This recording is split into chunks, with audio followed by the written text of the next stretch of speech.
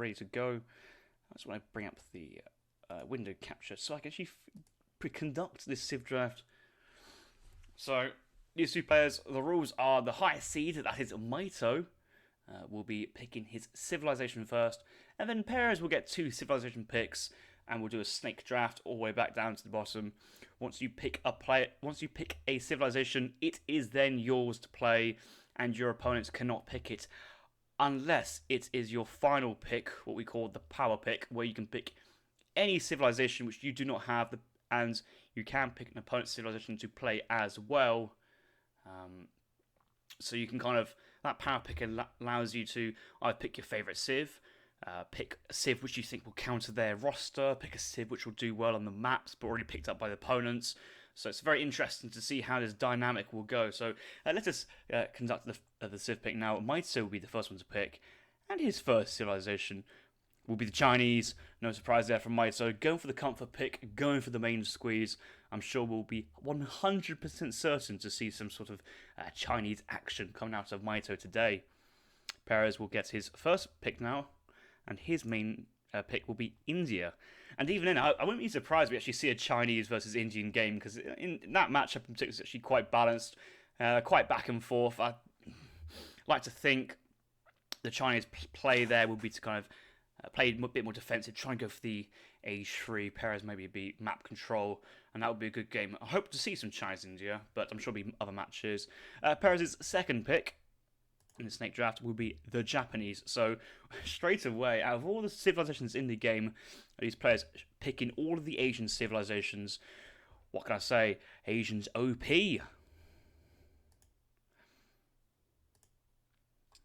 Mitoe then replies with the French and Germany. And I was saying to somebody in the chat that somebody said that they think the Mitoe's main squeeze is the Dutch.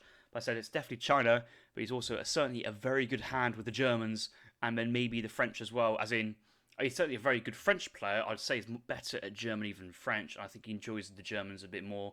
But the French is a nice kind of well-rounded pick. Would do pretty well versus either of these two civilizations and the map pool. Of course, let's talk about the map pool. Game 1 be Fraser River. Game 4 Colorado. These two maps are neutral. And then let's say if Mitoe wins the first game, then Perez can decide which map will be game number 2 from his civ pool, and those are the 3 maps on the right, and that'll be Central Plains, Saguenay Summer, or Gran Chaco. Whereas if Perez wins the first game, then Mitoe will have to dip into his map pool. That'll be Florida, Dakota, or Kamchatka. And actually, both players going for some standard op maps here. I think Perez is slightly going for some non-standard, but a varied map. A 5 TP map, water map, no TP land map. So, nice strategic options. Back to the Civ pick. Perez's third pick will be the Spanish, and his fourth pick will be the Aztecs. So yes, we do see the re-emergence of the Aztecs, which he's played before. Spanish, certainly an S-tier civilization in the recent meta. Very strong, either standard play or logistician play. Good on the water now. Bramboy in the chat saying, anybody here with the game in the French language can help him out. Oh no, Bram, what did you do? Just like somehow actually turn your game into the French language? That'd be quite awkward. Right, Mitoe gets to pick his next 2 civilizations now. His first pick, obviously he can't pick these 4 civs, will be the Swedish. In a jokingly way, I'm surprised that Sweden has come so late in the civ pick for both players. And his last pick is a power pick. He can pick one of Perez's civs, or he might go for one which hasn't been picked yet. He does play a bit of Dutch. What's his final pick going to be? He's also going to go with the Spanish, so we'll decline the Dutch civilization here. And I suppose versus a civ pick, including the Indians, the Japanese, the Spanish, and the Aztecs. Dutch doesn't like playing versus any of them, really. I suppose Dutch versus India is a decent matchup, but we did see Don getting basically destroyed by Izad's India, and it's one of those matchups where just a little slip up here could spell disaster for your game. So I understand the lack of the Dutch pick here. And Perez's final pick, also a power pick, can pick one of Mitoe's civs if he wants to. We'll go for the Chinese. I wasn't expecting that. I was expecting to see either the Portuguese there or the Swedish come out. But go for China. So Perez really favoured here the Asian civilizations, but Spain are for both players, and that will be our map pick and civ pick completed. This is what we'll see, and let's head into the game, get cracking for game number 1 of this best of 7 series between Mitoe and Perez. Right, I'm in the game, changing over the overlay, but hopefully just want to get this game capture to warm up a little bit. He likes to come on when you change a scene. Back to the most magnificent home city there is in the game, Amsterdam, the Dutch. Of course, how would it be a Harrison cast without visiting Amsterdam? I think Harrison and the Amsterdam will go together like cheese and crackers maybe, or jam and cream on scones. Right, check if I've got the is it still down here? I swear I changed the path so it says AA, so it should be at the top. But oh well, I know where to look for the other games. Most of these games in this folder anyway are probably outdated and unable to run. We're not watching H and Kinsey again, even though it was a good series. Mitoe Perez, game number 1. Game number 1. Are we ready?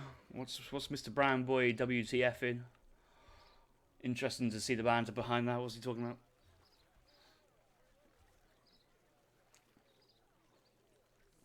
What their picks? Basically a bunch of Asian civs. Back to the civ draft. Triple Asian pick there for Perez. Mitoe opening up with China as be expected. Does get his comfort picks of France and Germany in, but then rounds off with Spain and Sweden to get a pretty strong lineup there for Mitoe. Quite impressed by that. No DAC in the map pool today. Neither player drafted that, so unfortunately we won't see the best map in the tournaments. But both players want to play their civs on their maps. They want to be practicing, so we should see some really focused, high-level gameplay, which I'm very excited about. Right, game 1, let's do it.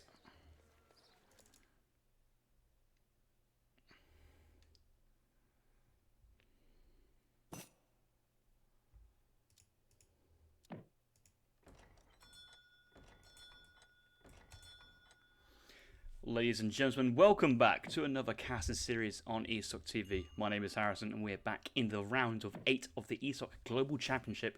Today, this is going to be the final game series of the round of 8. It is Mitoe taking on Perez. Both players have drafted their civilizations. They've drafted their maps. The first map being the Fraser River, a neutral pick. And the opening matchup today will be Sweden versus Japan. Mitoe will be spawning into the southwest of the map in the colour teal, his favourite colour, playing as the Swedish civilization, while Perez will be spawning to the northeast of the map in the colour dark blue, or just regular blue, playing as Japanese, deciding to open up with Market and in-base Shrine. Not really too sure the Swedish player will ever get around to that side of the map. 2 scouts, that is the option. Haven't got my overlay up, pardon me. We'll scrap that. That's one thing I completely forgot, and I'll tell you why that happened. Was yeah, I can only edit this overlay once I'm actually in this scene. I'd started streaming already on the kind of standby rating up overlay.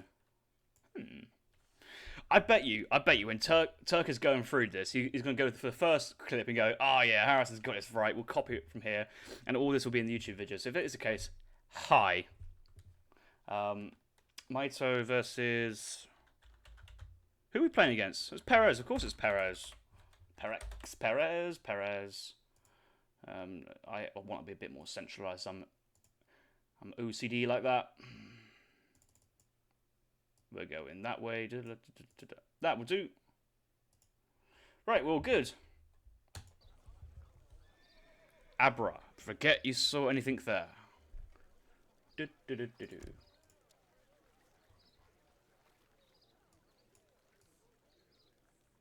I'll probably send him an actual message to make sure to cut that out.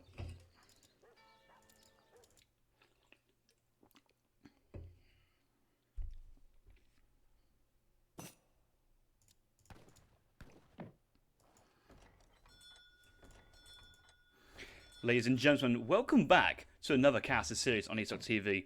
My name is Harrison, and we are joining us in the round of 8 of the ESOC Global Championships. This is the final match of this scheduled round of 8s. But, that's crap, let's do that again. Right. Come on, boys, let's do it.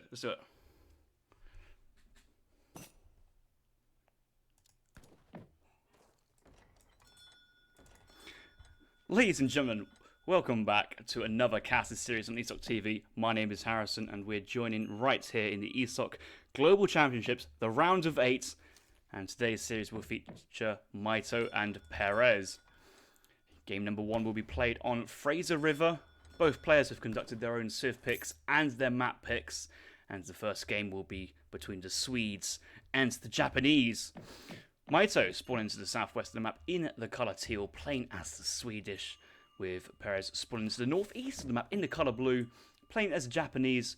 And it looks like we've seen an opening market in his base. Also an in-base shrine as well, going to build that with villager. Looks like his 2 explorers have already moved across the map down to the southern side. I'm not too sure Mitoe's explorer will ever get to the top side to scout that. It'll be interesting game sense to see how Mitoe plays around this deviation of opening here from Perez.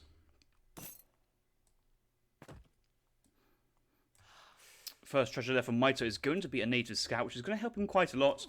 Sweden only having 1 scouting unit, the explorer on itself, struggles to scout large quantities of the map, especially on a wide open map like the Fraser River here. We do see lots of action in the southern valley here and also the northern valley on the top. Treasure being picked up by the Japanese explorer. 20 coin, obviously, will be useful. Does have that starting market in the base. And if the going gets tough, he can just escape there with the smoke screen. I think Perez has cancelled that animation where he may have actually wanted to poof out there, but it looks like he's actually specifically microing this around. So he wants to scout something in particular first before he does get out of the base. Do you see anything useful there? No, he didn't. He's gone back to his base where he'll carry on exploring and dropping shrines, but losing a lot of HP there. Mitoe will be quite happy with how this opening has gone.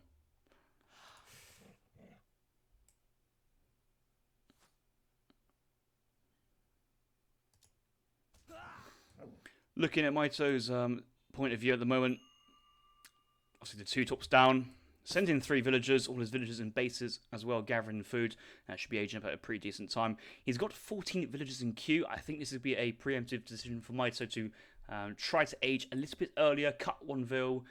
And the reason why Swedish players are starting to age up with 14 vills is that they age up a little bit faster, get to send that first shipment in, and that there is going to be the spark which really triggers their economic boom by sending shipments after shipments. And the earlier you can send those shipments, the earlier you can spend them as well. Likely the first card we'll see from Mitoe will be 700 wood.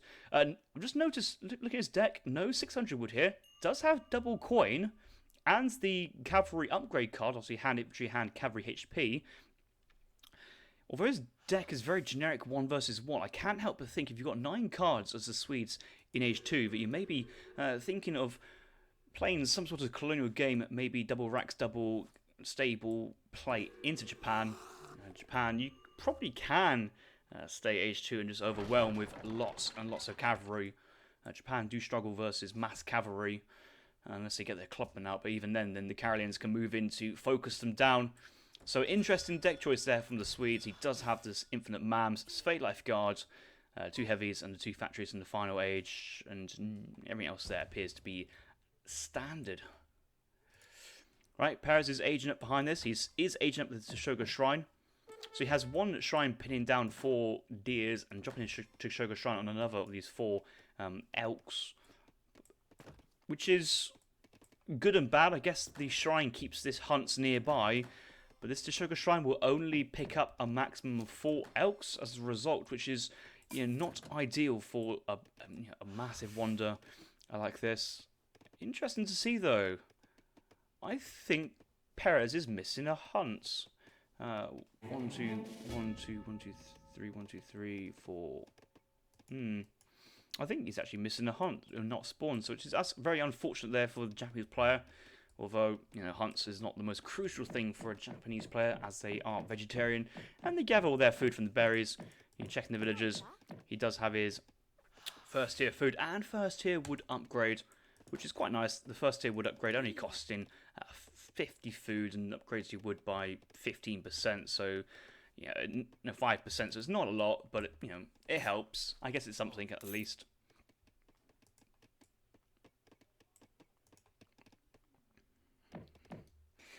Yes, the 6 Mamelukes cost 900 coin. Now, 6 Mamelukes for 900 coin, if it was a single standalone card shipped once, is an exceptionally strong card still. The fact that it's infinite, usually how infinite cards work are that they are worse than one-time use cards, so that there's a little bit balance. You can send them over. Think of the Spanish 12 pike shipments and the infinite Spanish 10 pike shipments. There's a difference, but infinite 6 Mams is a ridiculously strong card, always has been, and it's reminds me back the days of the 5 Mamelukes in the third age on RE, and how that was the most game-changing cards there was in the game. Right, Perez in base at the moment. Dropping down in base consulate. Racks being built with 2 villagers. Let's see what the alliance with this will be. It'll be with the Japanese consulate. Looking to get out some early pressure here. Likely to be with some clubmen. Extra early mobile siege. Quite fast. Very similar to the pikeman style units. And Perez dropping a couple shrines on the eastern side. His first card in this game was the 2 villagers. Let's actually have a look at the Japanese deck a little bit more in detail. Has standard cards. Not often, we actually do see the 300 export get sent in Age 2, so I wonder if there's another card he could squeeze into Age 3 in place of that. He does have the 1 Yabo-Sam card and the upgrades for the Yumi and Ashi there, double upgrades for his infantry. Age 2 has economic upgrade for rice paddies and has the 29 Sohai Allies card in Age 4. Notice how there are no 2 flaming arrows in the third age for the Japanese player. There you go, 5 clubs, 2 Yumi archers going to come out here from the Japan player. Each of these guys 40 siege attack and 5 movement speed, so you can get around the map very, very quickly.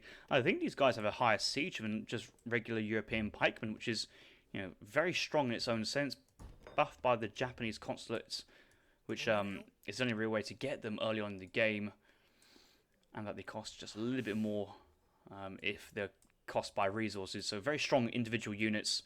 3 Yumi archers should do well versus the early upgraded Karelids. Karelids have a low range melee resist, and Yumi archers are anti-infantry archers with multipliers versus heavy infantry. So that should be pretty good there for Japan player. I kind of want to see from his point of view, what does he see, where's he going? It looks like he wants to siege 1 torp down. I feel that you'd want to go down to the southern side of the map here. There are 4 coin mines down here, and that's the natural progression of where Sweden would want to move out. But I suppose he has cleared off and checked these 2 mines, so he's assured that his side of the valley is relatively clear. Alright, got to be careful now. Karelians are converging onto Perez's position, and there are 8 Yumi archers out on the map, but not in the local vicinity. Yes, he will pull back the conch which is just about now. Villager coming down to wall this map up just to try and restrict the movement of access of the Swedish villagers onto this northern side of the valley. Shrine coming down. 4 Vills was the second card after 600 wood. More Yumi archers, so kind of like a bow pike agenda here for the Japan player. Well, see Japan's with Japanese units. Early Hussars here from Mitoe. We did talk about how Mitoe may have an inkling to stay colonial with this double coin crate and double upgrade card in Age 2. He's opening up with 1 at barracks and 1 stable. Wants to try and hide these Hussars for as long as possible. Also, he does have Engelberg and the Blueberries, and he has sent Engelbergs out to 700 wood.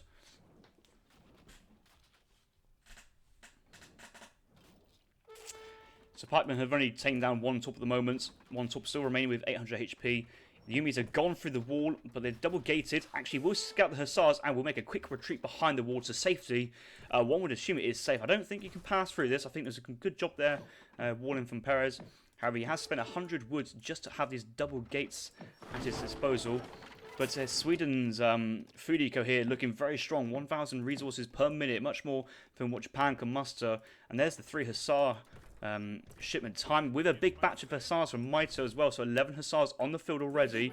17 Karelines will also provide a lot of DPS, rate of fire. to cover those hussars, but I think just the amount of units the Swedish player has managed to pick out out of a relatively thin air is just staggeringly strong. And Mito's thinking, okay, you've walled your units into my side, that's very nice, but I need to go and press your base and idle your entire villager eco. 5 Yumi archers do come out from the barracks, but straight into the path of the 11 hussars. They get cleaned up very, very quickly. 4 pikes called straight away, but realistically, Perez knows that those pikes cannot engage until the Yumi archers and the clubmen make a swift, hasty retreat back to the base. All the eco from Perez is idled up at the moment in town centre. Only 120 shrine population as well, so not the strongest eco behind this. Next shipment behind us will be the 5 Ashigaru Musketeers, 3 Ashis in queue, 1 club in queue as well, but no extra export coming in at 1 club, and will probably be the only one he gets to train. Looking at Mito's point of view, I think he was sending the heavy leather cannons, not heavy cannons, just leather cannons, but has cancelled and gone for blueberries, which he gets to send an economic shipment while pushing. Is just it feels so good. A town centre here doing quite decent damage. 2 shots on these Caroleans. Here come the Yumi archers back. We do have enough clubmen here, but actually only 5 clubmen. A couple of Ashes here. There's so many hussars. Obviously, those Minutemen pikes have already gone down. Perez has enough resources for the rifle minutes if he does choose, but the Yumi archers are trying to kite as much as they can. But unfortunately, when they're moving, they're not shooting, and all the other units still are. There's so many hussars still on the field here from Mitoe, and we have a very, very, very quick game, and GG being called in game number 1. Mitoe getting off to a very strong start there with the Swedish. 1-0 to Mitoe.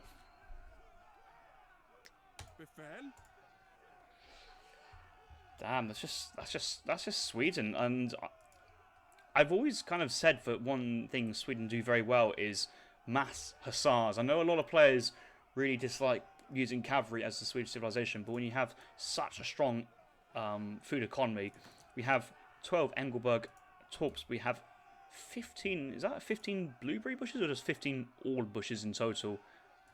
Yeah, a couple of these bushes down here also got taken down, but they're not being gathered. Just so much food income from the Swedish player here. Just managing to just get large batches of units from both military productions. In comparison, Perez, he could only really get batches from 1 barracks, a couple of consulate units here, but not really sustained production. And Mitoe just overwhelming with his strong eco, and also timing it with the 3 hussar shipment. You see how was a fan there sending 3 hussars to kind of get that tempo going and push out with 11 hussars instead of just the 8 he would have got otherwise. Kind of curious to see how the economy looks. Obviously there's a wood crate shipment for both players, and yeah, just the gradients of the lines here, it's just so different from the 2 players. This is the point where the villagers are idle there from Perez, and it just felt that game was just a Civ win for the Swedish player once again. And as we see, Sweden very strong at the moment. Too strong, probably, but yeah, Perez hasn't got access to the Swedish civilization. We should go back to his Civ pick and have a good quick look and see. Yes, no Swedish available here for the Perez, and Mitoe will be taking his first victory on this series, and that's with the Swedish. There you go, get a big crown on that flag. Mitoe is 1-0 up. Right, let's go into game number 2.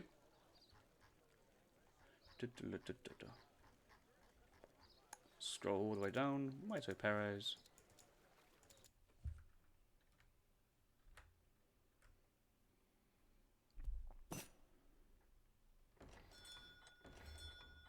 I'm sure the GGs were called before the outs.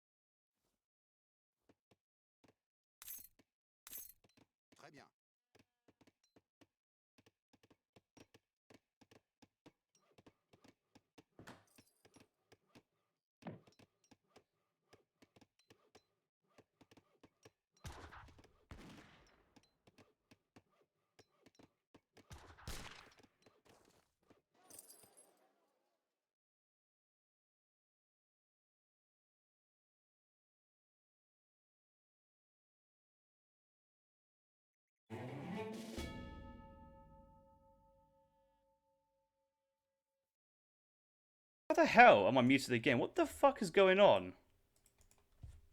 I have not touched Discord.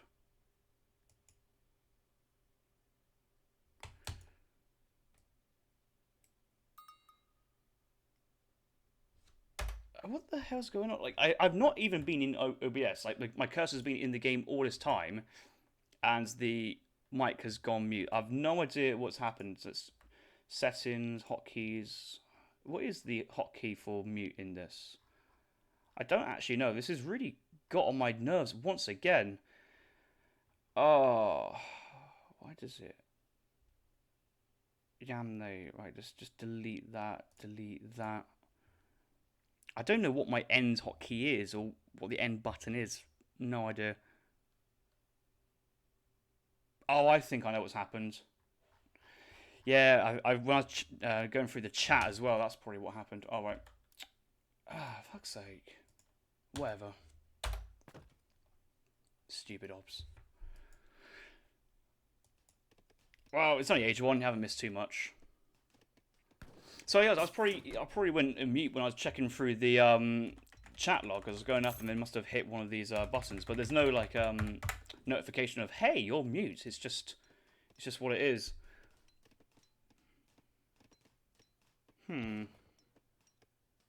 It's completely thrown me off, boys. I'm sorry about that.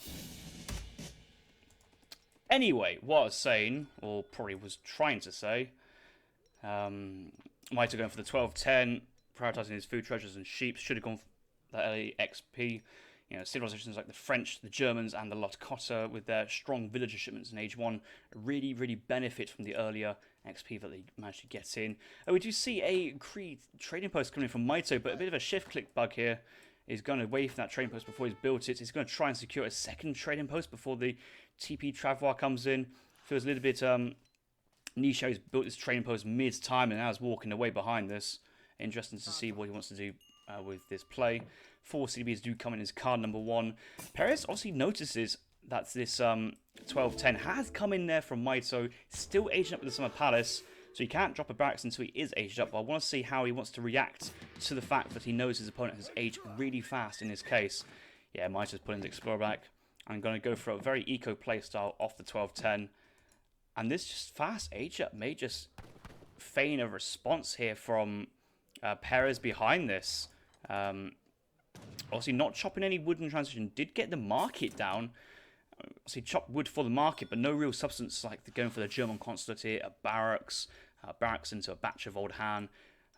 It looks to be carrying on with the traditional build order here from China. That is sent 700 coins, your first card. Gather it up and try and age up behind this. We also see that Perez is missing another coin mine. This is Mitoe's second coin, and he has a back coin and back hunt. This is the second coin. This is that hunt over here as well. So quite tough here for Perez. Maybe this is the equivalent of the back hunt on the top side. So it's not too bad. He's got double hunt underneath his town centre. So a lot of resources, safety to go. And it's like Perez will stop mining when he gets the 300 coin, or 320 when he gets to that round number, and put his villagers off and gather all this coin up behind. Oh, I hope that mute didn't happen in the previous game in Sweden, Japan. That would also be embarrassing as well if that first game was also muted. We'll have to check in later. But oh well, we only do this for fun. We carry on. Right, let's have a look at Perez's home city. It's got the triple units in Age 2, no upgrade cards in the second age, so no standard HP, no Mongolian Scourge. Does still have the 300 export, double mercenary shipments in the third age. That's quite expensive to have both those mercenary shipments. So he's not having any room for eco shipments like Sager Hunt, Refrigeration. Either of those two cards I do like to have in my deck. Only one of them usually fits. And then in the fourth age we do have the Great Migration, a card we don't often see, but it's still very strong. One-time muster of villagers and fattened goats. So if you have, say, 5 villages and a town centre, that's 6 fattened goats. That's 1,800 food, quick access, as well as the villagers. So it's a strong shipment. Flying crows, the traditional, Fortress Age units there. So no, not expecting to see any old Dynasty playstyle in the fourth age. 26 Rat and Shields is still in Perez's deck, but I'm not too sure if the Rat and Shields are still good units in this meta once they've been given now the Coyote Runner tag or the light cavalry, light infantry tag, so that they do take bonus damage from dragoons. Their effectiveness as this strong shipment has kind of waned a little bit.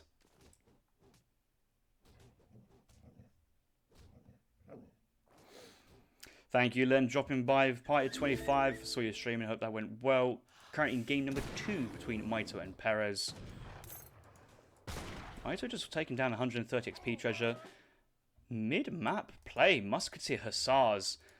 And Mitoe's actually aged up behind this, so I'm really curious what the role of the 10 Musketeers was if he's aging behind this.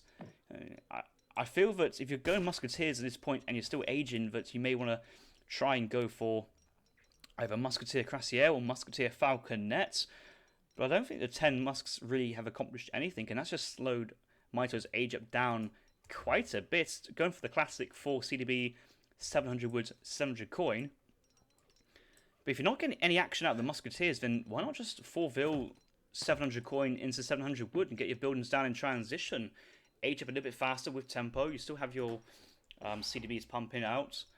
And all these Musketeers here, 10 of them, it's about 750 food, 250 coin. And that's a lot of resources in the second age to invest into military, which you're not actively using. And he's now going into dragoons and skirmishers. So skirm-goon composition. And the Musketeers are just feeling to be a slightly awkward presence in this French army afterwards. Perez managing to get a trading post down. An unhindered advance up to the Fortress Age. Did age the Confucian Academy. Mitoe will know this. He has scouted the skirmishers on the age up, so we'll know that Perez has not gone for the Porcelain Tower, the economic option here, so doesn't feel that he needs to push in super fast, because as the game goes on, it's not like the Porcelain Tower has given up resources. Yes, a Flying Crow will eventually spawn, but in the third age, it's really not that scary. The age up's mainly for the skirmishers, and these guys are quite weak anyway. Mitoe's going to pull back. He realizes he can't hit his trading post, and he's going to wait for his own reinforcements in the third age. 4 skirmishers do come out there from Mitoe. Not a big batch, it has to be said. Musketeers going down, haven't picked off a unit at all. And Perez is forcing the French player back already at this moment in time. Got to remember though, Mitoe with his extra 5 Cree CDB as well as his French 4-vil and just early strong economy. Score's looking very good. His economy is in a very strong position at the moment. 30 CDBs, producing from 1 racks, 1 stable behind this. Does have some residue wood gatherers, but I'm not really too sure what this wood will be used for. Maybe another barracks, another house. But he still has population space, and China's pushing in, and I'd feel very uncomfortable if I was Perez pushing out with this very limited amount of anti-cavalry. But I suppose the Explorer here can produce 5 Disciples if he needs extra melee resistance. Even going 10 Arquebusiers, first card here in the third age there for Perez, even though he's aged up with the Skirmishers from the Skirmisher Wander. So a strong early Skirmisher mass, but gotta feel, is this too Skirmisher heavy? Is there a risk that Perez will get cleaned up by Crassiers? He's scouted a lot of Dragoons. He's seen the stable. He is aware that Crassiers could be an option here. But Mitoe's card order here was 5 goons, now into 2 falconets. Interesting to see when Perez will naturally switch into cavalry, and he's going to the cavalry play now. The Old Han, the Summer Pass is still on a territorial army. I'd actually prefer to be on Forbidden Army. I think that was buffed in one of the recent patches. 5 meteors coming out, as well as a cav batch.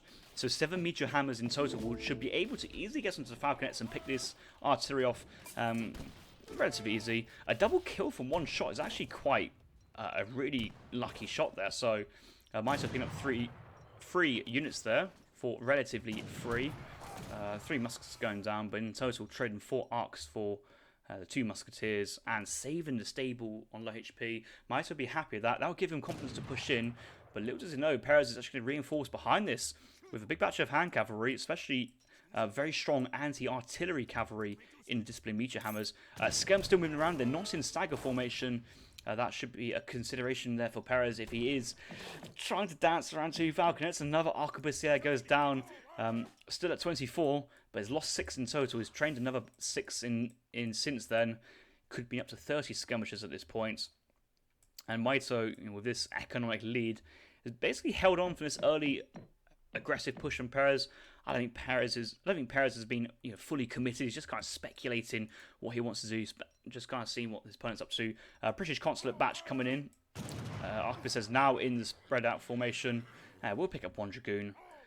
And Perez is just dancing around waiting for reinforcements. And this is one thing I've learned from Chinese players, I believe, is actually there is no. You don't feel that you need to engage too early. Your shipments will come in at a decent pace. Your mass will grow. And it's actually it's the largeness of the mass which is very hard to deal with and micro against. From Mitoe's point of view here, an extra 5 scums here, 5 Crassiers might not be the greatest deal because it's just once the Z move comes in, it's going to be too strong. Scum's going to go in quite deep though. Are they going to try and focus down the Falconet?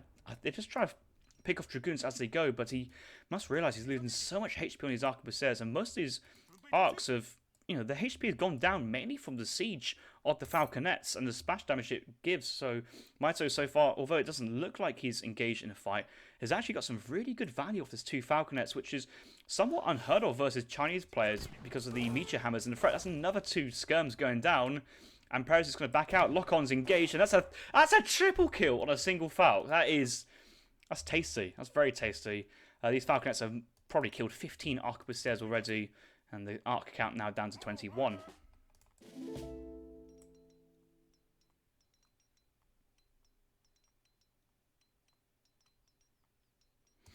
Right, the Flying Crow is out. Maybe that's the power spike Perez has been waiting for. The cavalry is just going to go straight in head on here. No splits into the cav here, and wants to kind of brute force his way through the Dragoon and cavalry line. Dragoon's going to try and back off, but if they back too far off, they will expose the Falconets. I think Perez Mitoe really wants his Falcons alive as long as possible.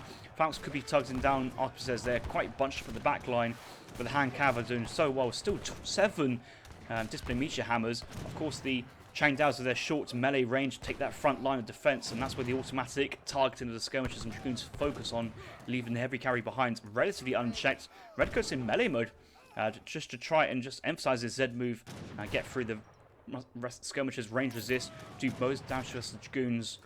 And yeah, that early exchange, I think Perez will be quite happy with how that went. Mitoe still standing. He does have that stronger eco behind this, so he should be able to remass quite comfortably. 35 villagers there for Chinese, 39 CDBs in total there for French. Eco certainly in France's way. 3 veteran Crassiers do come out onto the field, training a batch of 3 Crassiers, hoping to get a full batch of 5. May want to cancel that skirmisher to ensure this batch of 5. This is going to be a big power play here from France, a big power spike. Would he even buy food for this and try and get his way? Oh, he needs to cancel that. Oh, he's actually going to get it naturally because of his 39 CDBs, and that's 8 strong heavy cavalry. And in terms of Perez's anti-cav here, well, it's quite limited. It's 6 redcoats, a monk, the hand cavalry. That's about it, really. He does have 3 Chang Daos crossing through from another territorial army batch, but he needs them now. And I think this Flying Crow is destined for the afterlife. Crassiers is engaging straight away, picking up another couple of arquebusiers. Now the hand cavalry engaging, and actually the Crassiers, they don't really want to run around too much because even if they run around, they're still in range of the Meteor Hammers, and they're getting a good angle, good engagement. But yeah, they're quite weak versus hand cavalry. Only 275 HP, 34 range melee attack. Crassiers nearly double the HP, same attack, and the splash. Cut through this cavalry very, very efficiently. The Crow does go down. We'd still have behind... Ooh, what do we have here? Looks to be about 8 Dragoons. Just the 7 Dragoons, 1 Crassier, but another big batch of 4 Crassiers coming behind. Mitoe now sent into the 7 skirmisher shipments. Maybe 1,000 coin here could have helped to get his cavalry mass rebuilt. Still functioning on just a single racks. He does have 1 stable. Yeah, 1 racks, 1 stable. Could get some more production. Managing to get his Gritcoats in it a timely manner as well. But actually, managing to force Perez away and keep his economy safe, continuously gathering, does scout out this middle village and the mining operation it provides as well. All these villagers out hunting. Wow, he's got to do something now. He's critically low on food, and this is where the Sager hunt really helps to have in your deck over double mercenaries. But Yeah, if you're out of food, I guess you can go and mine coin and send your mercenary shipments behind. We're looking to see the Manchurian archers coming from Perez now to help counter this Crassier threat, and the Manchurian archers are nearly on the field. Is this a bait here from Perez? Just trying to bait in the Crassiers, saying like, hey, look at my arquebusiers on their own, exposed. But no, the Manchus will come on the field behind to back these guys up. And another exchange will happen. Even though his arquebusiers are quite weak, there's more of them here than the skirmishers. The Crassiers will go in deep, but they will now see the Manchurian archers. Will they back off, or are they going to keep the engagement here? They're getting a very good engagement on these low HP units, so they'll trade off a couple of these high cavalry units, but now it's basically ensured that France wins the skirmisher war, and that's actually quite an important thing, is to be winning the skirmisher war.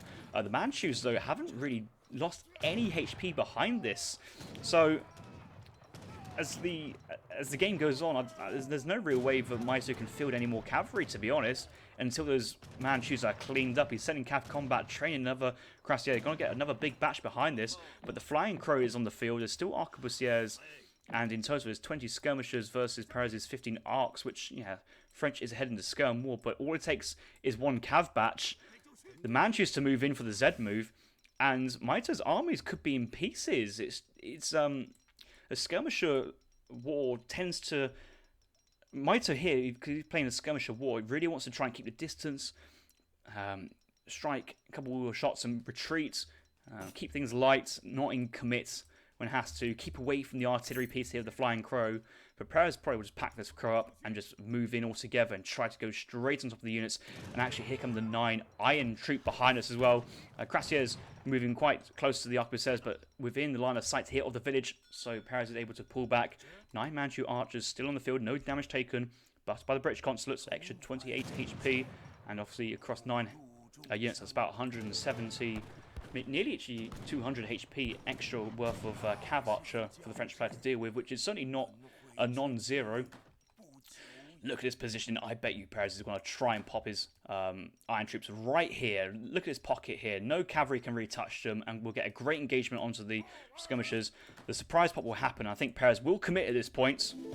He's gone for the defensive pop with the arquebusiers, but actually these high HP, very tanky, 60% range resist skirmisher style units. How does Mitoe play this? Does he focus them down? Does he try to avoid them? A couple of Crassiers thinking of going in, but they really can't. And at this point, these CDBs are starting to move to the middle of the map. And yeah, they're trying to look for food, but actually, Perez has caught sight of this, and this is just probably a normal Z move across the map. But actually, if he knows that the CDB is here, well, next cav batch being trained, he's training one right now. He knows exactly where he wants to send those units, and I kind of want to see if I was actually gets his if I get the hotkey out from all my stables and military academy. I don't see where the waypoint is naturally set. Big raid down to the southern side. Villagers hunting. Do scout the CDBs. Remember, Perez low hunting position has to push mid map for his hunts, so it's quite risky for him to hunt, but has the added benefit of actually moving across the map and seeing where his enemy is hunting as well, and knows where to push and raid. The skirmishers are moving in, the Crassiers are moving in. Does Mitoe want to try and break this middle stronghold here of the Chinese player? I kind of hope not, because I don't think he can do it. There's a lot of units here for China, especially the double mercs. Could this be a moment in time where Mitoe goes for Church and Spies? That could be the way to break double mercenary. Flying Crow is still here, but not really being used. The Changdao and Han Cav are just holding the Crassiers in place, but letting the Manchus let fire from behind. Another big batch of 5 Crassiers behind. Double carded, Cav combat, Cav HP on the reinforcement, as well as Kree HP as well. Certainly very strong. But looking at Perez's point of view, he's only got 3 Manchus left. Han Cav still on top of the skirmishers doing good damage, but with lots of skirmishers behind this, this is going to be a great fight here from France. I'm surprised how this outcome has actually gone. Realistically, there's still a full 9 repentant iron troop though, so once the cavalry go down, more cavalry reinforcements here from the Chinese player. French will need a big batch of Crassiers if he wants to really hold the position now, because all the Manchu have gone, but there's no way he wins the skirm war versus repentant iron troop very well, especially the cavalry. The iron flails getting mega damage on the skirmishers. High tanky units, high HP, high range resist, and splash damage on top of these skirmishers, doing mega damage with their multiplier. These iron flails are incredible versus skirmishers. Poor versus anything else, but versus skirmishers, just the best unit probably in the game for his price to do so. So strong. Okay, here's the 5 Crassiers coming out. Perez knows he's got no anti-cavalry. He does see the villagers though. This is this is tempting here for Perez. He's thinking, I can get a nice raid in, but he really needs the anti-cav. And here comes interventions. There's 15 red cuts on the field. He's just called himself a second batch from the British consulate, spending his export. Coming at a great time. 15 anti-infantry, but the anti-troop getting too close. Stagger formation, please. Needs to stagger both unit types for the entire group. 2 stagger, which is an awkward micro trick, but one needs to be done. But another batch of cavalry. No Dragoons nearby for Mitoe, so we actually will need to call on his Cuirassiers as anti-cavalry at this point. And there's just so much stuff here for the Chinese player. Perez is moving in. Still having 9 repentant iron troops in total. The villagers are starting to get picked off now, but the Cuirassiers haven't engaged the hand cav. They don't really want to do this. They want to get on top of these iron troops because that's the only way these units will go down, apart from more artillery. Another big batch of Cuirassiers.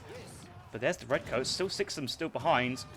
And even though these are archers, they do a lot of damage over time versus the units. And not a great trade there for Mitoe. He's hanging on. And in the end, the redcoats still stay alive. The GG well played has been called. That's a nice touch there for Mitoe. Perez taking the second game, best of 7, 1-0. And yes, boys, I certainly do apologise earlier for the muting. That was a technical fault of mine. I now know what's caused it. Last time that happened, I had no idea what's happened behind it. And yes, I've got everything, yeah. Oh, okay, I've copied that message. I won't say what it is, but that's some really good play there going on. Bolotek saying it's France C tier now, and I wouldn't say it's C tier, but I'd struggle to put in A tier. I know that if you do play the French very well, it's one of the civs. The more you put in, the more you get out. It's quite a hard civ to play at the top level, but because it's the strong cavalry, the falconet shipments, the strong eco, these quite tough sturdy villagers can get into combat as well. There's lots of options to French to win the games, but in the end, it kind of felt like the French momentum ran out. But then Perez was still able to ship the Iron Troop and then intervention after the Manchu, and that was all these shipments just coming in, just giving Perez just a continued military presence. And I actually really like how Perez has delayed his intervention shipment in this game to a later point in the game. Quite often we see intervention being one of the first cards players send, which, you know, it's a very strong card early on, kind of Royal Veteran Musketeers, but you see how Perez has got them as pure anti-cav at this point to protect his repentant iron troops because he's got enough range fire. And yeah, these guys look very menacing up close. Look at this full cloud of armor that they've got on.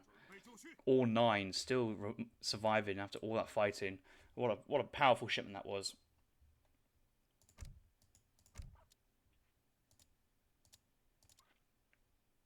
A good villager progression from both players. This is one thing I struggle with, but it looks like both players got this absolutely nailed down. Mitoe having a very good villager progression, not really missing a single villager at all at any point. And obviously at this point we're getting 1, 2, 3, 4. There's the 5th. Yeah, there. So 5 Kree CDBs before the age up. So going for a slight delayed eco semi-FF, but you know, a really nice adaptation there for Saguenay. And I think, yes, he does lead the resource count, but it's just the Chinese composition there in the end. Too much. I really like the Falconet micro there from Mitoe. Certainly picking off so many of these units. Each of these kills are just Falconet kills.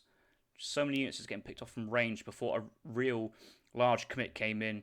And it's such a close, even game afterwards. And we move on to the next game.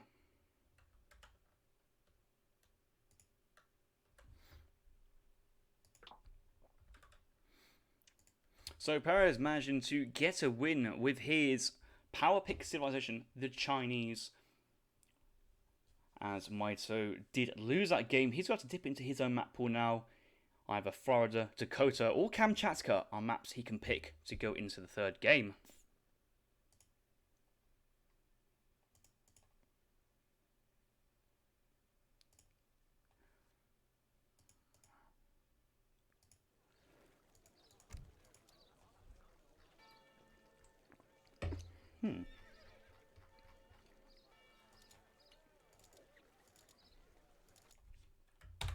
Let's do it. Third game.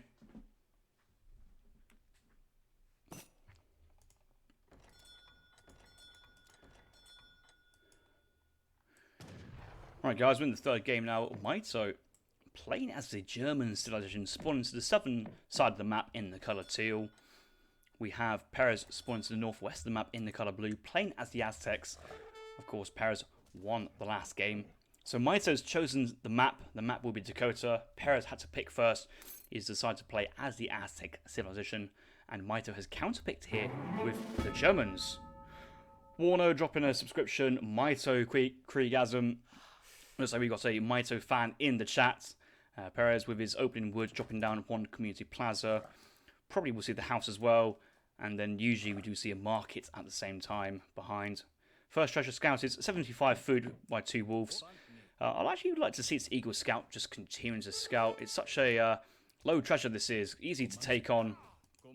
I think it's gone for the special ability just to help this out, but when you have a map like this, there's always that risk that some good treasures like the 70 food and the 90 food may have spawned into the other quadrants of the map.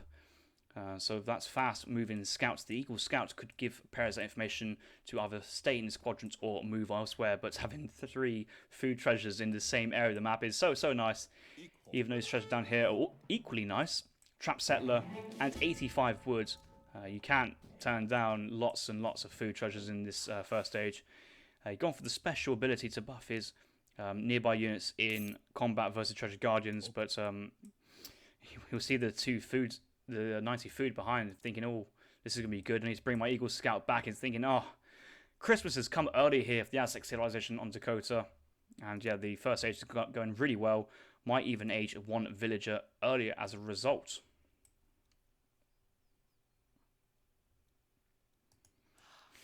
So Mitoe spawning to the south, open up with market as standard for Germany. Looks like he's got a little bit of extra coin from a treasure, which is all fine, but got a perfect micro on the remaining resources for the hunting dogs upgrade. One way you can get hunting dogs is build a market, sell a batch of food, then instantly buy a batch of wood, and that will give you 150 wood, 50 coin remaining, where you can get hunting dogs, and then no, it's just 100 wood at that point. Pardon me. You get hunting dogs, and you have to chop about 50 more wood to get the house down, which might be what's happened. Let's check how much wood in the tree has been taken down. There's 25 there. I'm sure there's a couple more elsewhere, 25 there. So that looks like he's done. He's actually only chopped 50, so he looks like he's done the sell trick, which is nice to get his early hunting dogs, but he's got his leftover coin. He's going to get 85 leftover wood. And getting hunting dogs that little bit earlier as the Germans, it doesn't really materialize into anything much. It's you get much less food as a result of early hunting dogs than you would do if you come across, let's say, a 90 food treasure. And all this time he's going to get his extra treasures, which will help in transition, but at a later point. Mitoe, given the googly eyes, surprised how fast that age up there from Perez was.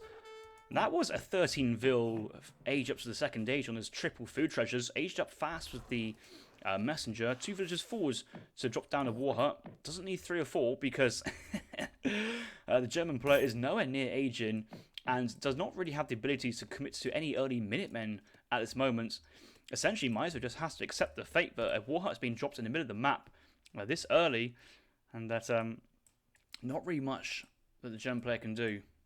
This is nice here from Perez, scouting out to the train post from the German player, but Mitoe, with the 200 IQ play, he knows he'd be hunted down. So he's gone to the other side of the map and dropping down a TP on the far left. But here comes the Eagle Scout. There is Gentle Pete the Pet Bear as well. 2 units here, and actually, that should be enough to take down this German explorer. He's got to race this before the age up does come in, and unless this was changed on DE, a foundation cannot revive an explorer. So the explorer's gone down. He will get more HP. For some reason, I thought he got back up there. And you can actually, I think you can revive yourself on your own line of sight. So if we go into the fog of war at the moment, you see when he died, he has a little bit of a larger line of sight, but now it's gone down to that bare minimum. I think once the age up comes in, I think he's going to still stay down. And at this point, he needs to send a villager around to revive, and that's what's happened. Yeah, the villager, the explorer with more than 100 HP, still on the floor, and these guys are going to still stand nearby. And that's just 200 wood invested for a train post, but not being built yet. Mitoe instantly throwing down defensive racks. Like, we'll get steel traps, which feels quite expensive if you're having to defend from, let's say, an Age 2 rush. It's quite a strong upgrade, but it's quite expensive. I think when German players are playing very defensive, they just basically get gang sort and just all villagers on wood and food, and don't really factor in the coin required to tech into steel traps. Open up with 5 pikes. There are coyotes in the base already, but looking at Perez's point of view, his card order, Warrior Priest into 700 wood. Second War Hut likely to be dropped at some point behind us, it feels like. Or he's going to spend all that wood into units. He's only got a couple of coyotes, 3 coyotes, nothing too significant behind. Where is that wood? Is that home being gathered? Market being dropped. It's been gathered relatively slowly. I think he could have got a couple of extra coyote runners in that batch if that wood had been gathered up that bit faster. Will lose his explorer. He's going to try and pull it back, but I don't think these coyotes really want to try and engage this pikeman nearby, and they will get a fantastic trade here. Loses explorer, 100 XP going down. He's actually going to lose more coyotes as a result. Sending coyote as a shipment now behind this, but there's pikemen on the field.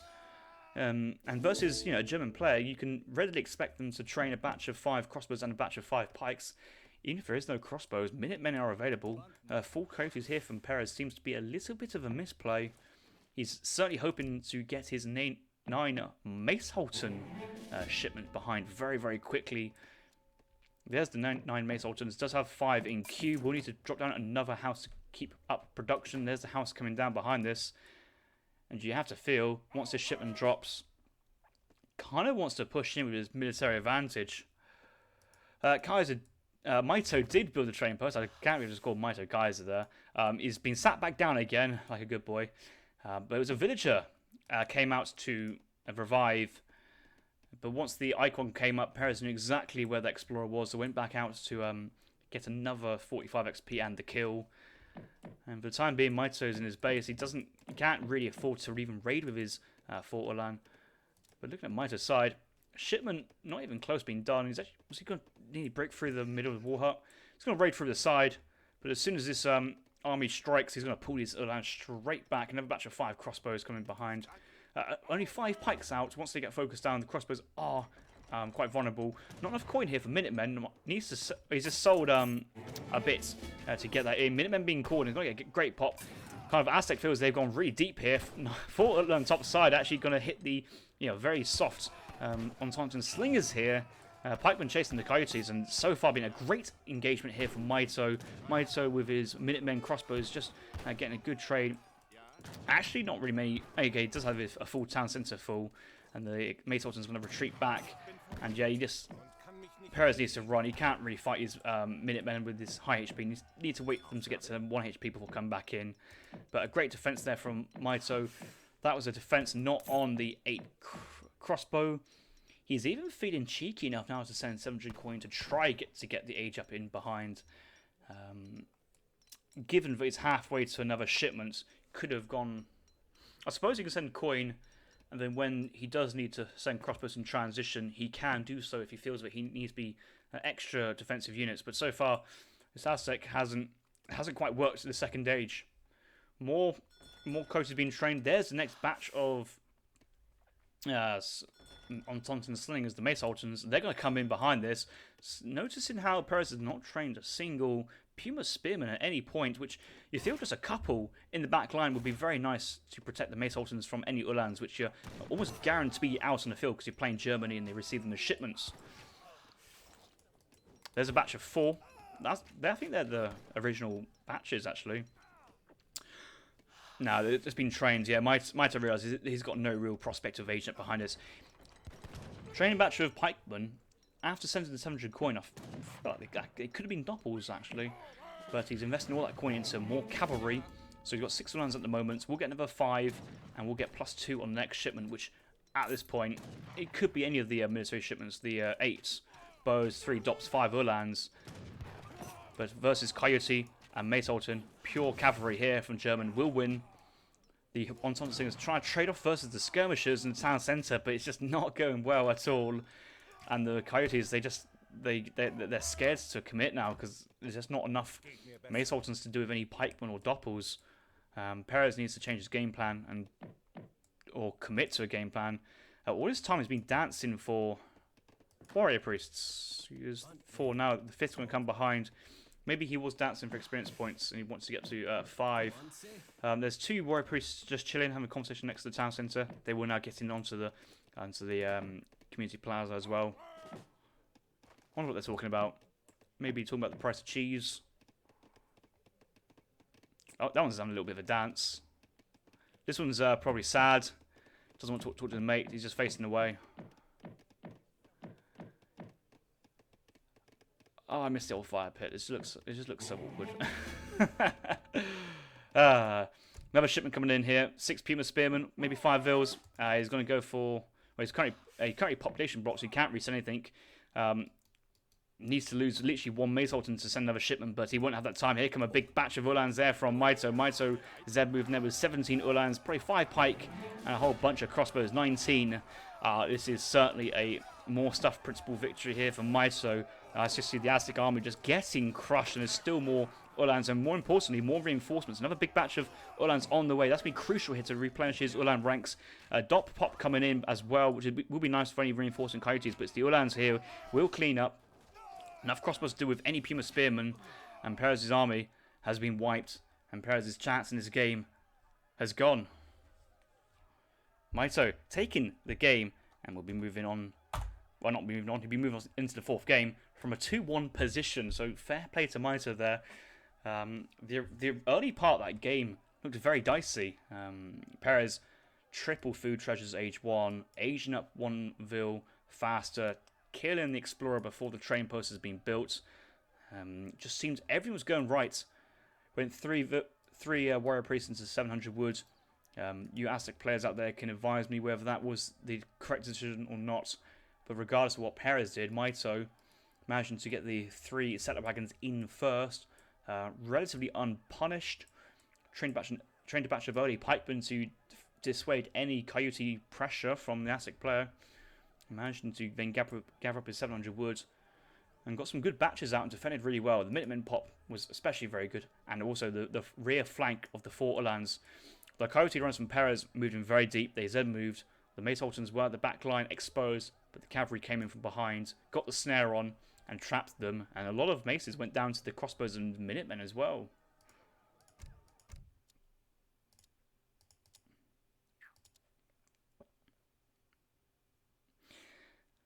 So where was that? Where was the Minutemen pop? I want to say, this is gonna be the Minutemen pop here, 19, because it was units as well as I don't know. It might have actually been here as well. I don't actually know which one of these 2 peaks was in particular the pop there. Probably the military unit count would be a little bit easier to see, because I know certainly lots of units went down. Yeah, I think this would be the first pop, the first one actually, because it's gone from 18 to 23. That's 5, and a couple of units were going down as the Minutemen were coming out. So I'll explain it, but a lot of units there going down from Perez, and losing these units to a Minutemen pop is always tough. But he had to retreat, and that just gave Mitoe more time to train more units, the towns into working. The next bite of the cherry came in, and Perez was unable to win that. And he always felt that position when Mitoe was absolutely fine. Sent 700 coin, trained a batch of pikes, Ulans, and second batch of Ulans as well, pushed out and crushed. Very, very, a very methodical play there from Mitoe. And that felt very reassured. It's as if Mitoe is an expert in the German civilization. Kaiser Klein will be proud.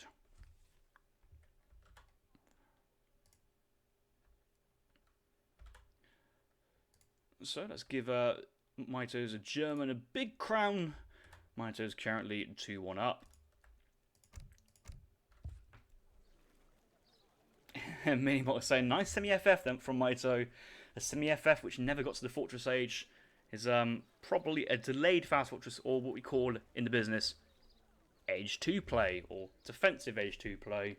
So no semi-FF build orders for this game.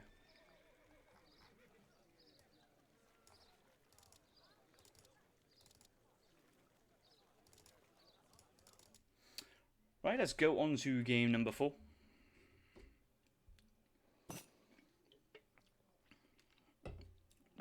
I think in the one fight you didn't have Aura, follow-up is worse. Anyway, out.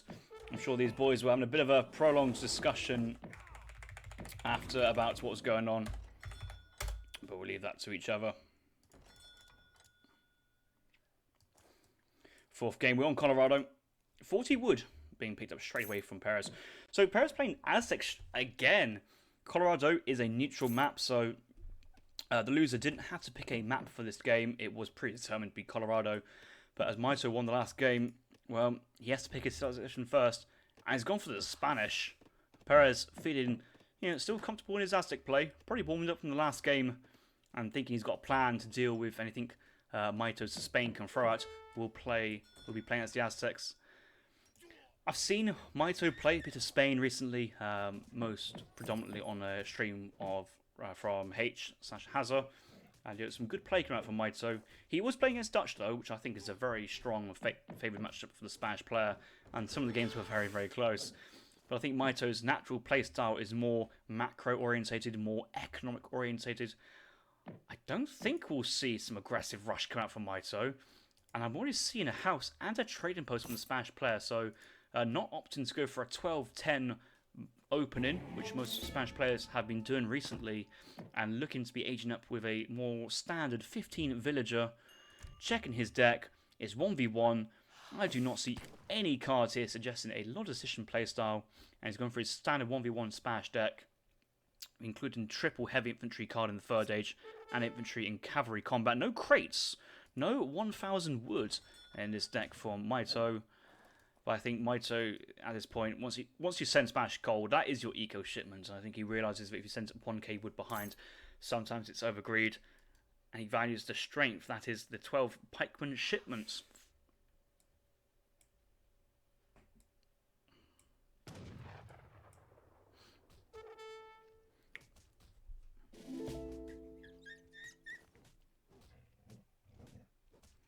I find it a bit interesting that players always go for their very defensive trading post. I think in this matchup, Spain, well, the way Mitoe will be playing this will be looking to age up to the Fortress Age, so going for that forward trading post may open itself up to some colonial push there from Aztecs. But if there's still a trading post there, that could divert units and buy the Spanish player the time he needs. It's not like he critically needs XP, especially when you're fighting and have the Spanish bonus as well. This will get you a first pass as well, so your first shipment will come in faster. Might not actually come in fast, but I think it will come in faster for the Spanish player. But all your other shipments will be just that little bit ahead. And you can easily add in a second train post, where trying to add in a second train post forward is always a little bit more difficult if you go for the back TP first. Decent treasure so far. I think I saw him getting an XP treasure. There's 80 coin. And now he's working on 110 coin behind this. Chances are he will still age with the governor, but he won't have to mine any coin in transition. There's the 30 muskets in base as well to help himself as well. He might actually want to go for an early market at some point so he can buy some more wood to spend this coin on something. What was Perez talking about? Perez has picked up a treasure. I'm hoping Mitoe didn't forget that treasure. But a nice little army coming up from here from Perez. Whole time Warrior Priest not dancing. Oh my god, because you can't see if he's dancing or not on the fire pit, because it's quite awkward. To be fair though, from Perez, I wouldn't recommend dropping a building like a community plaza or a farm or a plantation, for example, underneath trees, because it does really hurt the efficiency. But this guy stands still, probably shouting his anger at the trees. So he's not actually moving, which is kind of actually nice in this situation. Okay, so the age up is coming from Perez. 340 was the age up time here, so standard messenger age up here from the Aztec player. 3 villagers moving south, not going middle map, wanting to go south. We do see Explorer middle map and Dog looking to find units and buildings. You would expect to see a building dropped right here to control the entire middle and prevent access, but actually Southern Warhut here is going to be a nice little cheeky placement, and will force Mitoe into the open to the north of his base if he wants to gather out for resources. Currently, not enough line of sight on this train post for Mitoe to actually see where this Warhut is. Actually, accidentally getting the back hunt there, calling the OMG, thanking the developers there for another back hunt. I think that might have actually been player induced there. I think he might have been the wrong side, or by the time he clicks the deer had walked into the other side of the village. I didn't quite see to call it 100%, but it's just another thing you have to be aware of. Is Hunt's not going the way they want. Okay, outpost comes out here from Spain player, looking probably had to drop his defensive. Nuclear club gets picked off. No more siege here, and Perez has to retreat. But Mitoe, that's quite defensive. A mini win there for Perez. He knows that there's no train post or outpost in the middle, so any third age play will be slightly delayed to cross the map. But Mitoe's second train post on the Aztec side of the map. Obviously, would much prefer this side. Does he actually know that there's a war hut still here? Yeah, he hasn't scouted it. Okay, he sees the 3 villagers. He should know now. Obviously, he will now know from the Puma Spearman, and will definitely confirm it on the war hut. But 700 coin coming in here for Mitoe. Is this delayed, or is it just the Aztec came in so fast? Because 700 coins only just come in now, 5 minute 20. Yeah, because it's about 45 for a 40 for a shipment, so it does take some time. Anyway, the coins come in. He's got to get enough food to age it behind us, but he will lose his front trading post. The Aztec player doesn't know that the other trading post is rear. Here comes the Aztec Explorer, triple XP tech, 240 experience points there from the Aztec player, as we send in 5 villagers very shortly afterwards. So, using that extra experience gained from the siege and buildings, just to push on his own agenda behind this. Nice little wall here, just trying to encourage Perez, if he's going to push into the town centre, push behind. We may have to actually see a Minutemen pop here from Mitoe to play defensive. Colonial Militia is the card being sent as card number 3, straight into 7 Rodoleros. He's lost all his housing, and I think this is a very smart move there from Mitoe, because he knows actually he's just lost his house. If he aged up, he'll get units from the age up as well, and then he can't send a shipment like Falconets or Lancers because they all cost population. The best thing you could send then would be Smash Gold, but you can't gather it up if your villagers inside. So it's actually having to resort to Colonial Militia to kind of keep himself in the game at the moment, because he's got no housing, no villagers out in the field. That extra wood was spent on a trading post. Hasn't got resources for any batches of Minutemen as well. He basically just clicked up, and Aztec has gone in. So altogether, we now have 165 range damage. CM should be one-shotting Puma Spearman, and he should be focusing down Puma Spearman one by one. Perez sees this, he sees the card, and has to back out. He can't stand either CM Town Center, especially as the Aztecs. They're the one civilization who kind of gets dumped on the most by CM, unfortunately. Taunting Slingers get 1 shot. Puma Spearmen get 1 shot. Coyote Runners definitely get 2 shot, even after the Coyote combat as well. Yeah, it's quite awkward. Now, if the Slingers had 90 HP, I think they would survive with 0 HP from the CM, which is a big power number. Out comes 7 Rodoleros, but there's enough Slingers nearby. It's quite unfortunate, because I think all these... You don't really just want to bleed these Slingers out if you're just trying to, idle a couple of villagers. I need to keep it together, realistically. Okay, there's the reinforcement batch. Now, I think these can go in just to idle a little bit, because you've got all together and force all the villagers inside. But the Rodoleros, they come out very wise, backing away, not engaging the Slingers, just some all units on the map. Finally, enough wood for housing. Mitoe's nearly up, sending 5 vills. I'm sure he's going to cancel that straight away, and maybe go into the better eco shipment, which would be Smash Gold. If he wants to go economy route, might instantly just go for 5 Lancers though behind this. And in this situation, when quite a lot of villagers may be bailed up or idled in the town centre, you definitely don't want 5 vil, and that's where Smash Gold is going to come in behind. Aztec player knowing that there's a train post here, sieging with 3 spearmen as well, so these guys are absolutely useless now underneath the town centre, but we'll get some good value sieging down a trading post behind. Coyote Runners in their furry suits, looking very cute and fluffy, moving out to try and find units to kill. See the age up there from the Spanish player could either been the 8 crossbows, the 8 pikes, or the 4 hussars. And these coyotes can kill definitely the 4 hussars or the 8 bows. And now it's being scouted out by the villagers front side of the TC. This is a big raid here from Mitoe. These villagers not having their great coats or their spirit medicine. Expecting to see 3 go down here. The coyotes are catching up very quickly though. So Mitoe actually might want to abandon this. He knows that reinforcements on the way, but there's the 3rd villager coming down. Is he going to stay for the 4th? I think going to stay for the 4th is greedy here, Mitoe. You've already done your damage. In and out, let's go. And yeah, the coyotes actually come in and engage. The villagers back out, just tanking. There's enough villagers in the town centre providing fire. Another villager does go down. Maybe if Mitoe's using his ult trick, he is. So that's a 5 villager raid, but he will lose 4 hussars, which is a lot in early Spain, age 3. But more importantly, buys time, scouts the heavy coyote composition, realizing that Perez is still investing into H2 units and will be safely sending 12 packs behind this.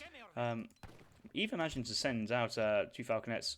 He's going to need to gate these, anything to protect these.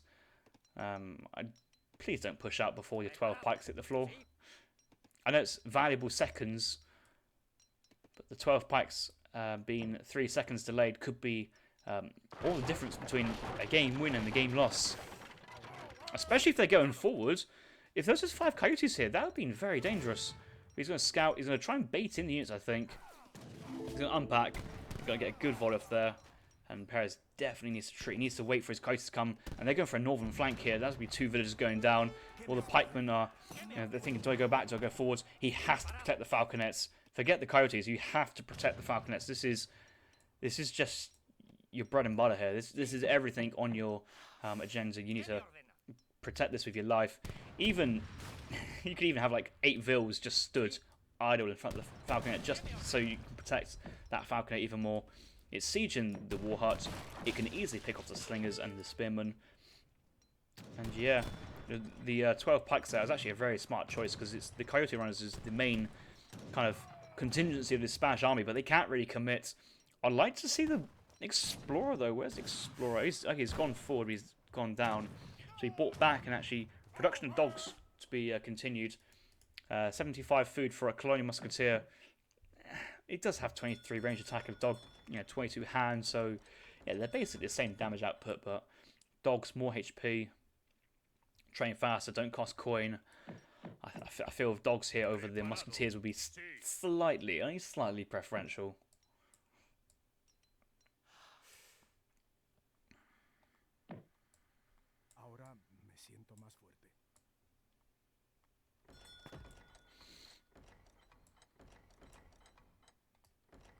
Falcons moving forward. All those lows from the H2 shipments and the pikemen from the H3 still standing. A war being thrown down mid-map. Oh, Perez, you know you can't get away with that, especially when Spain's crossing the map. Will Mitoe realise? Yeah, he must realise, but is he just going to go straight for the heart? This is where all the houses are, and if you want your high siege, this could be good. A falcon unpacking onto the villagers. Yeah, well, great coats have come in, so you're not going to get a vill kill, because 100 times by 2 is less than 202 HP from a vill. But you want to spend all this time sieging down the infrastructure like the houses, so that the Aztecs can't train anymore. We have villagers dancing on the community plaza behind this. What's he dancing for? He's dancing from warriors. So basically infinite Minutemen being trained one by one, but the engagement from behind is going to come in. It looks like is he at max warriors? They're not coming out. They're not being produced. It looks like you can't produce warriors if you're housed, which I don't think I like that mechanic, actually. That is really tough for the Aztec player. And if he can't get any warriors out, well, he needs to go into war dance and basically commit with what he's got. And hope for the best, because he now lost the market, so he can't buy his way. Oh my, that's a quintuple kill there from the Falconets. 4 Pumas and a Mace. And that's the thing, when you're dealing versus ranged units like the Falconets or the Skirmishers, you have to either commit or not go in. You can't seesaw about, you can't decide. Villagers, forward wood is quite awkward, but I suppose actually it's better than town centre if it's been heavily pushed. But what I like though is Jaguar Power Knights. Explorer is down. There's no dogs on the field. Dogs uncover stealth, but Perez is just going deep fast. Like this, if he just backs off, he baits all the infantry away from the Falconets. There's no way Mitoe can really predict this. Out they come from stealth. He needs to commit, and yes, we got his high damage dealers onto the Falconets. The Falconets are still firing, but the Coyote Runners are chasing Lancers down. Most of the Mace Sultans already cleaned up behind this. One Falconet goes down, and just a little bit of time in there. And the Coyotes just going to be not enough to deal with the Musketeers and the Pikemen. The Pikemen's still standing here from the Spanish player. The Falconets are down, but the Coyotes will get mown down very quickly versus this anti and cavalry bunch. But the Jaguar Pilots have killed a lot of units, though. The two Falcons, for about 5 Musks. These guys having 40 versus Rodoleros. But it's the Lancers. You can see Mitoe, he's just focusing down this Coyote mass, chasing with the Lancers, and focusing this basically the bulk of the army. There's not much left. But there's another war hut, and all this just gives Perez more shipments. He has a lot of wood available, and the steam from Mitoe is starting to run out. Lots of fire from the war hut as well. Once the Lancers go down, the Mace Sultans are basically unchallenged at this point. There's actually only 1 Lancer behind us, so it's not too bad. Another batch of 5 about to come out. Very fast, very mobile, can get away from these hand infantry units, especially from 2 different angles. This is going to test Mitoe's APM, but the Coyotes do get caught. And they get shredded by the heavy infantry. 1 Lancer still alive. And with 60 hand attack per swing, Mace Sultans will go down very quickly to 2 shots, which is not ideal. Another big batch of Lancers here from Mitoe. It's very tough now for Perez because he really needs either Coyotes or Pumas to deal with the Lancers. But both those units will get essentially destroyed by, Skirm Pike. I'm sure Mitoe's actually trading units behind this. He's got more Musketeers being trained, but there's a batch of 5 skirmishers coming out. So, yeah, 5 Pumas won't help him here. Probably needs Coyotes, but there's still Pikemen.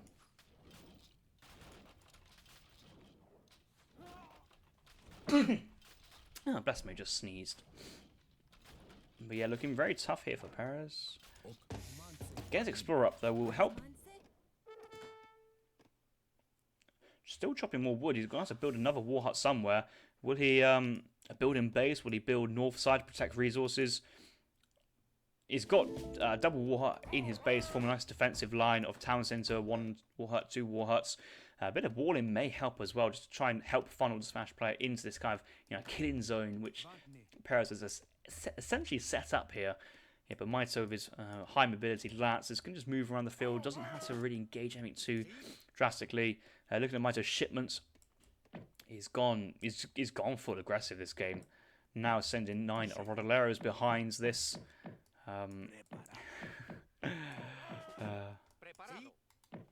Just remembering Drongo's pronunciation of the guard Rodoleros is like, I think call them like espadachins. I'm like, that's like Mexican food. Why would you call them that? It's quite funny. I don't think we'll be seeing guard Rodoleros this game. I think Mitoe is happy staying in the 3rd age. No real way to get up to next. Hasn't even got vet Rodoleros for the time being. I think he's got the production capability to go for that. And Sayan's got the wood. Train another batch of Rodoleros, so you might complete the batch and get 4 or 5 out. Dog's having to retreat back to the skirmishers. Surprising, still a large enough amount of Coyotes on the field here for the Aztec player. The Jaguar Power Knight is slowing down its mass, unfortunately. I think he's been left behind to his own deviations. Tactically slowing down.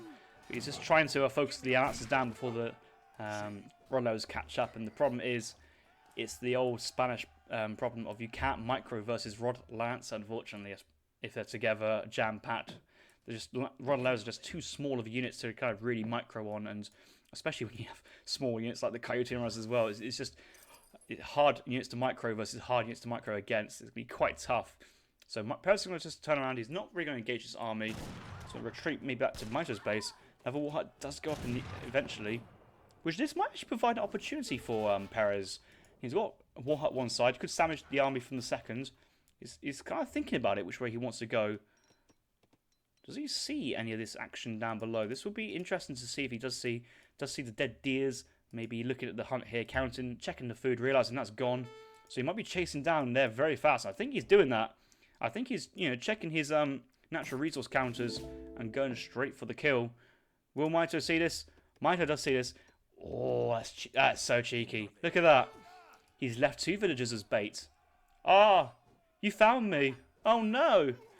But he's pulled 6 villagers to the south. There were 8 villagers here and has retreated all the others. So he's got all his vills back. If these vills went to the north, Perez would say, there's 6 vills retreating, 2 staying put. I'll kill 2, but most of my army will chase the 6, and then those 6 will lead on to the other villagers. But these villagers, although they're idle, they're alive, and they can go back, work, hunting somewhere else. And Perez has got no knowledge that they even exist. So Nice little play there from Mitoe. I do appreciate that.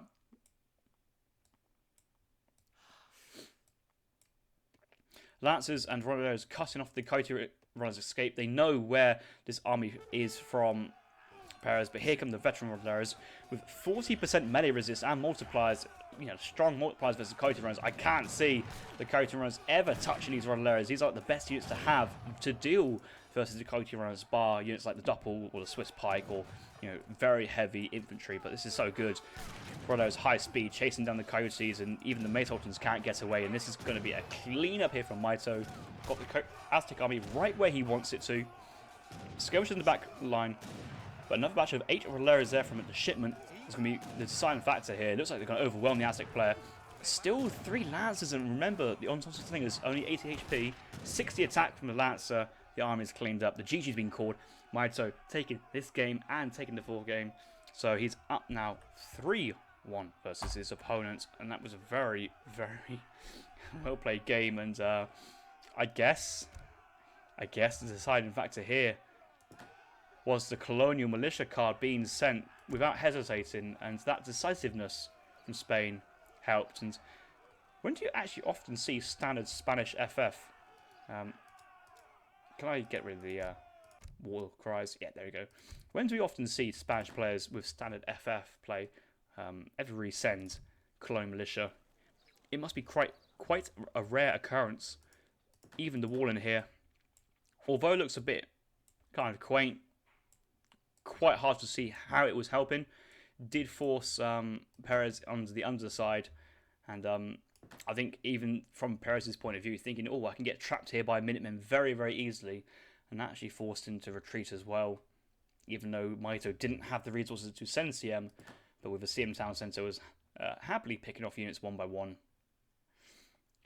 Afterwards, the early 12 Pike shipment really helped, and good control of the Falconets, picking off many units as possible. Perez, I think that stealth Jaguar Prowler Knight pickup on the Falconet was crucial to win. That idea worked very well, but I think the rest of the units went into commit at the same time. Could have tried to bait the Spearmen a little bit away from the Falconets, trying to uncover them a little bit, and then once the Jaguars get undiscovered, they will surely draw the Falconet fire and the infantry, and then the rest of the army coming behind, and it'd be a proper 2-pronged attack. But that was a little bit of units going everywhere. The raid at the end was nice, but it was unfortunately too little, too late. Right, let's go back to our Civ draft. So best of 7, Mitoe's now won his 3rd game. He's won it with the Spanish, and you'd have to feel that Mitoe is going to have to play the Chinese. Like, how is he not going to finish off the series without his main squeeze? He did try to play this French versus Perez's Chinese. He's played a bit of France already this series, so this could be the 5th game. We could go back to France. Whatever happens, he needs to win with either the French or the Chinese to win the series versus Perez. Perez still got a mountain to climb, but at least his options are narrowed down. He's going to be versus only the Chinese or the French, and Mitoe gets to pick first, i.e. the civilization. So yeah, it's looking tough for Perez, but I feel there is a way back.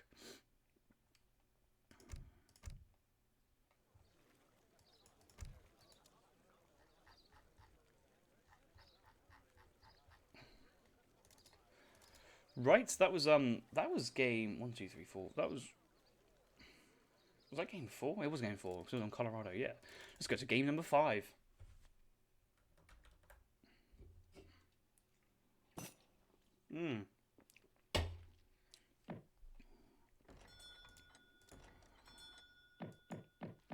Welcome back, guys, to the 5th game. 1 Grand Chaco here. Nice wide open map. No trading posts. 2 sets of llamas around the 2 ponds.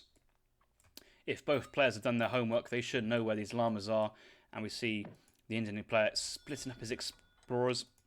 We see the Chinese player splitting up his explorers. Disciple going to one pond, the monk going to the other. So both players are aware of how the map spawns, which is always nice to see. Looks like both players just pass each other. The Disciple should pick up 2 here. The Indian explorer should pick up 2 as well. But northern side, the Indian elephant getting there super, super fast. Should pick up all 4 before the Chinese monk can get near them. So in the end, it's going to be a 6-2 trade for Perez. Mitoe only getting the 2 llamas. We'll be slightly disappointed at that, but I don't think we'd be too upset given India is a great civ to pick up livestock on any map, let alone it being Grand Chaco. So as basically previously alluded to, it's going to be an India versus Chinese pick on this 5th game. Perez playing as the Indian civilization, Mitoe playing as the Chinese, and because Mitoe won last game, he picked his civilization first. The map is Perez's pick, and Perez has counter-picked with the Indian civilization. A matchup I was expecting to see at the start of the series. We're seeing it now, and this is quite a high-stakes game. This is, if Perez loses this game, he's out of the Global Championships. Mitoe is on match points at the moment, and he's going to do it. Well, can he do it? I'm about to say, if he was going to do it, he's going to do it with his main squeeze, the Chinese. Obviously, I get given 7 games. I do not know what the final result is. Those final games could be demi-finals. They could not be demi-finals. I'm watching this basically as live review. I don't talk to these players at all, so I don't really know what's going on.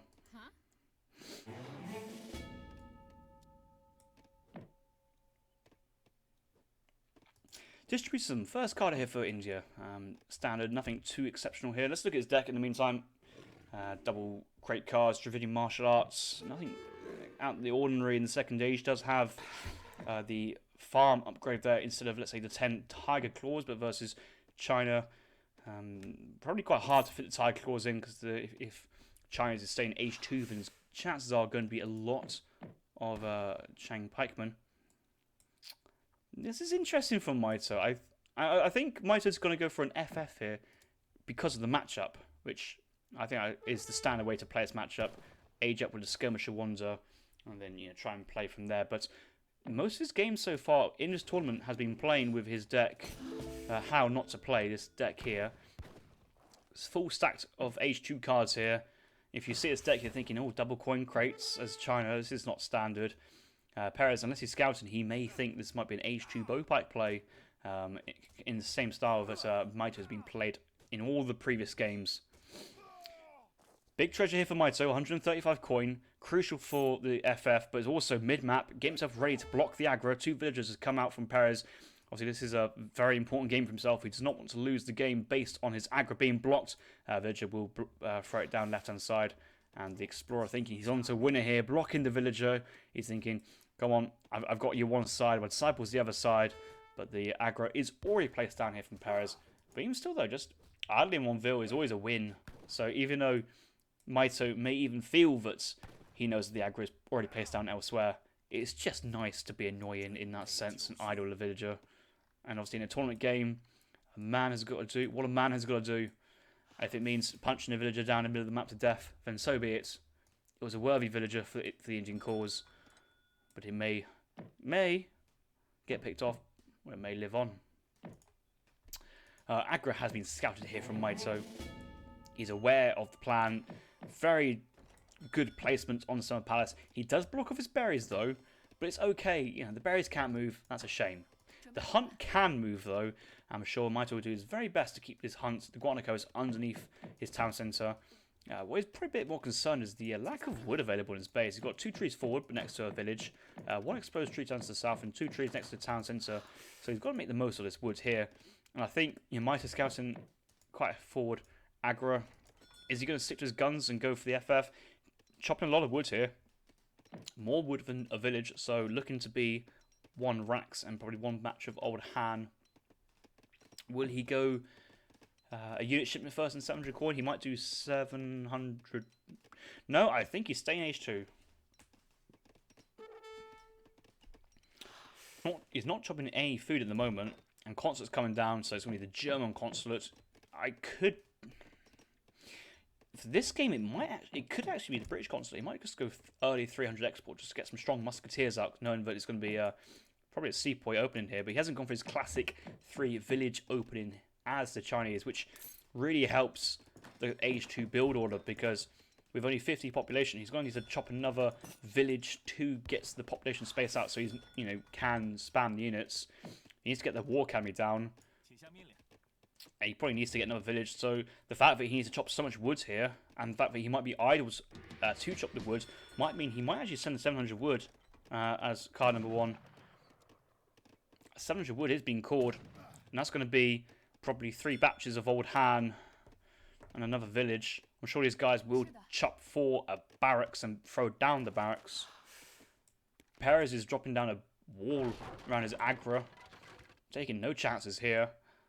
Does scout out to the consulate though. If Perez has been watching many Mitoe games, he knows this will be or most likely will be a German consulate there from the Mitoe. He is going for Germany, so all his food batches being trained are 20% off. You wouldn't go German consulate if you weren't going to train any units, so he's going to be training units. War Academy soon be dropped down, probably by about 3 or 4 vills. Oh, what do we see over here? A cheeky side war academy, no village. Yeah, he needs to drop down a village as well, so he can send shipments. But yeah, he's dropping down a village, and he's sending. Oh my, this is so naughty from Mitoe. This is getting the rulebook and tearing it up, facing a potentially aggressive Indian player here. Perez also playing somewhat defensive here, actually wanting to try and minimise the amount of units he's trained. Researching Imperial bureaucracy. Where are these elephants off to? There's no way he can anticipate this or realistically scout this, and Mitoe will be essentially launching. Oh, he's going to send 9 pikes, 8 bows. Going to train 3 batches. It's basically I reckon he's going to push him with 17 Chukanu, 18 Chang pikemen, and Perez is going to go, what has happened here? He's going to have 0 preparedness for this, 0 clue. He's preparing to fight for the aggro and mid-map control. He's thinking the Rax is in base. He's going to drive by the base. The build from Mitoe is go consulate first in this situation, not War Academy first. So he's expecting the War Academy to be dropped behind this in the base, but Mitoe playing sneak on the side. A consulate actually could get denied here. There's certainly a lot of siege down. With 2 villagers building this, he's going to put a 3rd on. Actually, oh, so much damage there from the Chang pikemen. 30 times by 4 because the building's being built.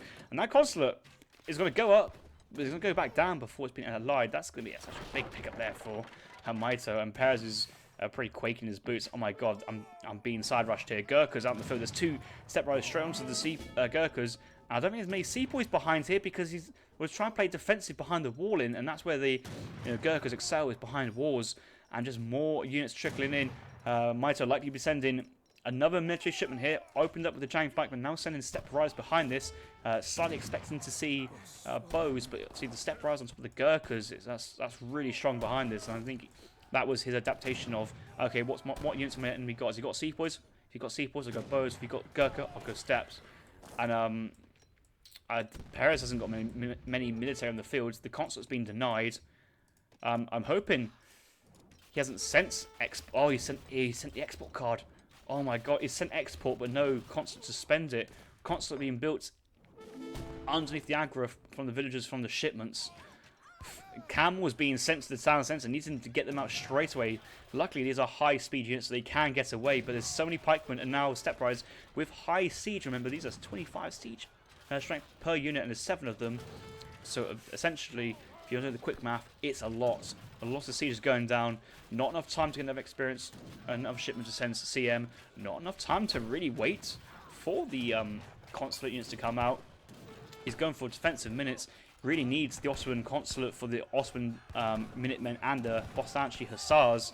But the fight's going to come in before this. Villagers punching down. Sal's trying to bait in some pikemen, but the pikemen just happily punching down. But there's still not so much CM and Chukanus. But all this experience points from Mitoe. This is great for him. He gets to send another military shipment. It's going to be the crossbow time. 8 Chukanus on the field. 19 in total. There's so many Chukanus, and there's so many of them. They should be able to one-shot villagers at this point. He's still got a decent amount of pikemen. 14 pikemen on the field. Mitoe, take a bow. Take a bow, my son. That was a very, very well-executed side cheeky build. There comes the deletes. There comes the GGs. And Mitoe taking this series 4-1. And, wow, quite a quick series there, realistically. 4-1 to Mitoe.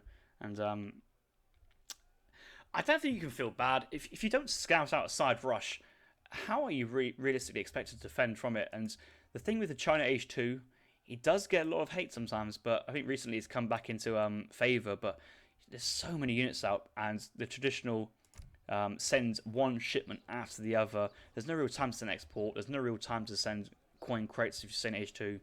It's just so much mass you get from it. The Explorer does a lot of damage as well. We get Disciples. He's got 5 Disciples in there as well. And Perez, the thing is, although there are resources available, you just can't spend those resources fast enough or have the production available to supply, to get units out to defend fast enough before this hits, or before you adjust to it. And yeah, I think we'll see on the post game for the military population or military count, but units were going down as they were being made.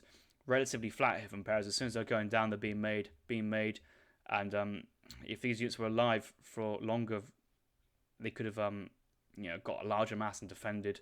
The constant going down was absolutely huge. That's just an unfortunate timing there from Perez's side. But Mitoe just thinking, do I go underneath the aggro and risk the splash damage, the home city point?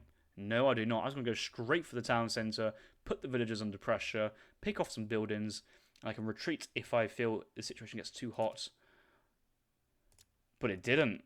The temperature is just about right for Mitoe to cook his prey. And Perez has gone down. And yes, Mitoe will move on to the semi-finals. The round